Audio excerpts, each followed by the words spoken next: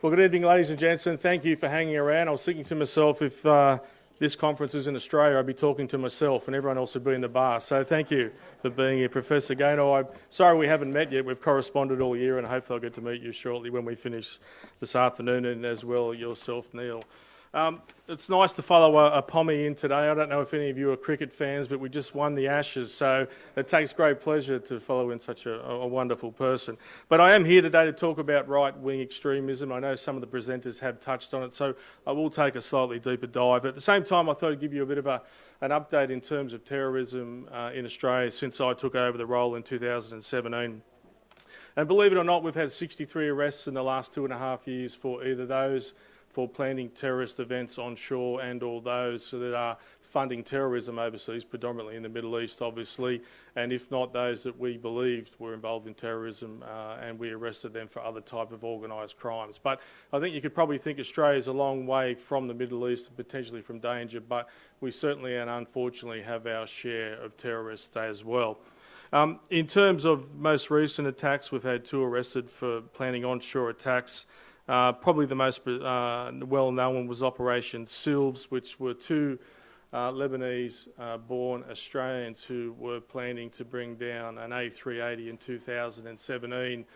And it's important I mention that because the only reason that we were able to thwart that with the Australian Federal Police as a close partner agency was because the information we received from the Israeli military, and that is all public knowledge. So we'll try and wrap in the importance of friendship, the importance of networking, the importance of intelligence in terms of how we keep the globe safe. So why right-wing extremism if those 63 arrests and 60 of those were for Islamic extremism or links back to that and only 3 for right-wing extremism? And I think if you think about the growth of that topic today and if you think about the history of Australia, is that right-wing extremism existed a long time before terrorism did. It was only in 1788 that we were founded as a colony, and in the mid-1800s, through the gold rush, we had thousands and thousands of Chinese come to Australia, and unfortunately right-wing extremism raised its head back in the 1850s. In 1901, we saw the first push for white Australia, followed up by white ring groups called the Old Guard in the 1920s. In the 1960s, we saw right-wing extremism taken to a new level with Nazi material being imported into Australia. And in 2005, we probably saw one of the biggest riots in Australian history, known as the Cronulla riots, where we had thousands and thousands of Australians respond to lifeguards being assaulted by Middle Eastern gangs. And if you wanted to feel what would a metaphor for Australian be, then that's an Australian lifeguard. They're on the beach, they're bronzed Aussies, and they're there volunteering to protect the community. If you think about Australia in all of that, I would say there's 190 different countries that make up Australia, and we are one of the great success stories around multiculturalism, but at the same time that comes with its own challenges, and like a fragile vase, we need to protect that. Outside of Lebanon, we have one of the biggest Lebanese communities in Sydney alone. In Australia, we have over 200,000 people who were born in the Middle East, and that is not factoring in the 2nd, 3rd, 4th generation. So as you can see from that is that we have our own challenges, even though we're a long way from potential danger. In Sydney alone, we have over 50,000 expat Jewish people living quite peacefully and well, working in Sydney alone. So as you can see, the challenges are certainly offshore. But why right-wing extremism? In terms of the groups that are working offshore that are currently influencing those groups in Australia, we have the National Front, which is a far-right political party in the UK. We have the Aryan Terror Brigade, that are a neo-Nazi group working out of Europe and the USA, focusing on anti-culturalism and white supremacy. The Identitarian movement, which is a fast-growing, fast-right movement focusing on the loss of culture of white Europeans due to immigration across Europe. The Aryan nations, the Golden Dawn, these are all groups working across Europe and predominantly North America who have their own symbolism, their own flags, their own cultural sort of history in terms of what their beliefs are. They have an online presence, they have chat rooms, and if you think about it, you take away the Islamic radicalisation issue for one moment, the religious issue is that they profile very similarly to that of terrorist groups coming out of the Middle East. And why? Because they're influencing. They're influencing others to what? To conduct terror, to kill, to have a profile. The only difference is, as I can see it, is that often they don't want to die for their cause. They actually want to live. They want to be heroes from within their cause. So groups on shores include the Patriotic Youth League, Reclaim Australia, the Antipodean Resistance, Lads Society, Right-Wing Resistance, and again, all have strong propaganda, their own flags, their own mottos, and they are all online influencing young people right around the world. If you think about probably the two key attacks around this space that are worldwide known, of course, in 2011, Breivik murdered 77 people in Norway, and only most recently in 2019, Brenton Tarrant, a 20-year-old from country New South Wales, a young man who his history was quite unremarkable, although his last 12 months obviously involved some travel, is that these two both are considered lone actors in terms of the horrific crimes that they have committed.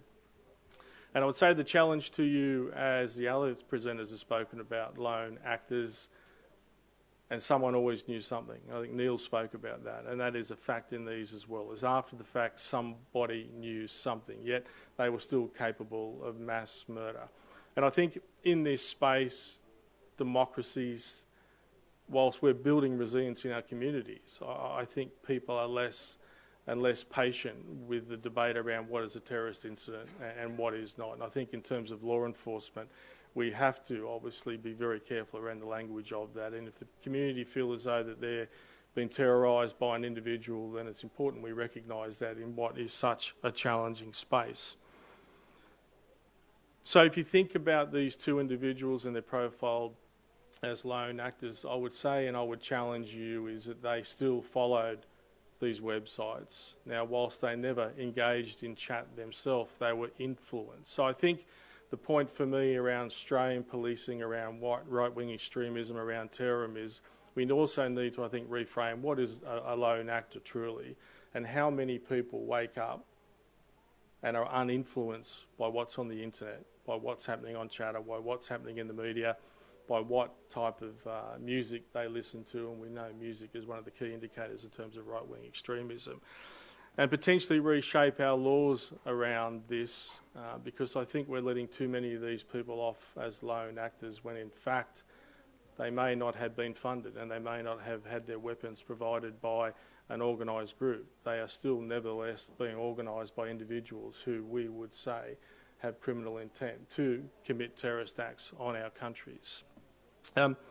So I would say to you the challenge for us going forward is certainly around the growth in right-wing extremism, around the fact that more and more young people are being influenced to commit crimes, whether they define perfectly from a legislative perspective or not as terrorism, they certainly are. Now, counting violent extremism and prevention is one of the keys to my change management process back at home. But as Neil said, is that not everybody is buying that. And then there is parts of the media that believe that we need to make arrests and we need to arrest our way out of this. And I would also challenge you and say that whilst we can't stop every crime from happening, we can't arrest our way out of this problem, and there has to be multiple pathways in that.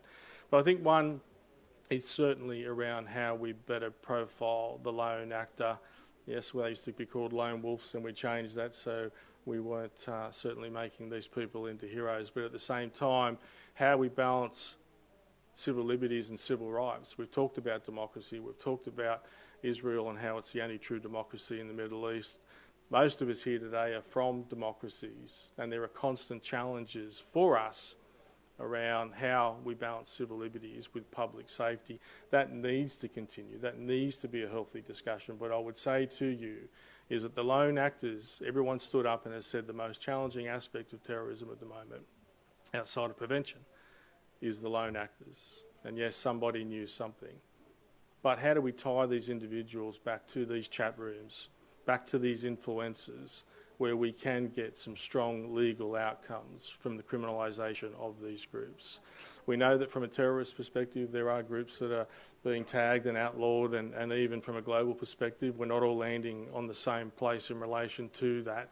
But I think in terms of right-wing extremism we need to continue to push the envelope from a legal perspective so it marries with religious extremism, because if we don't, then we are going to create another problem for ourselves. And again, if you think about Operation SEALs, and if you think about what would have happened if the relationship between Israel military and the Five Eyes, if there wasn't the ability of trust and networking, then an A380 would have come down in the middle of 2017, which would have had a global negative outcome, not just for the aviation industry, but for economies right across the globe. So I think from mine, whilst today there's been a key focus on Islamic fundamentalism, and that is obviously so important, the stats in Sydney say that's where the focus should be, is I think that from a global perspective that there will be challenges for us if we don't start to profile left-wing extremism in the same way.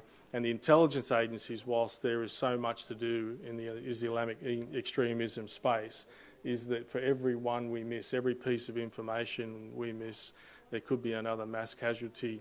That could be at a mosque, could be at a Christian church, or it could be at a synagogue, or it could be at a local school. So for mine, I guess the takeaway is that yes, Islamic extremism is still the key problem from a terrorism perspective in Sydney and Australia, and that is statistically correct. But if we ignore the growth in other types of terrorism, in other types of behaviour that is close or aligned with terrorism, then I don't think we will ever get the sort of global safety we want across the democracies that are represented here today. So from my perspective, thank you for hanging around late. I appreciate it. It's been a long but certainly an eventful day for me. I've got a lot out of it. I look forward to sort of further networking and that concept of we can't stop the next plane from going down, we can't stop the next terrorist incident unless we turn up to these events, unless we're sharing information, unless there is trust, not just across the Five Eyes, but across the globe in terms of those modern democracies. So thanks, ladies and gents, on behalf of the Australian contingent.